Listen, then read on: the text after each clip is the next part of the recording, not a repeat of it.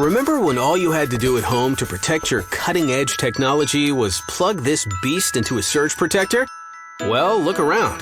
Chances are that your family PC has been expanded to include a whole variety of cooler things. All electronic equipment that you're probably not protecting as well as you should. That's why you need a good power protection and battery backup device. Not just for the big stuff, but for all of your devices as well. But wait, you forgot something. Your home network.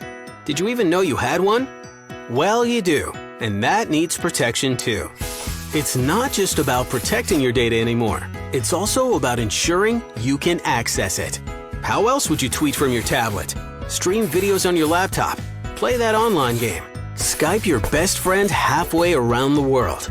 What about calling your family with your IP phone when the power is out, or access that spreadsheet or family photos you have stored in the cloud somewhere? If your network's not protected during a blackout or brownout, what happens? No connectivity, no Wi-Fi, no streaming videos, no online gaming, no social media, no availability to anything. Not a happy family. No one wants that. So protect and treat your home network and other electronics the way they deserve to be protected. That way, you and your family can keep working and playing no matter what happens to the power.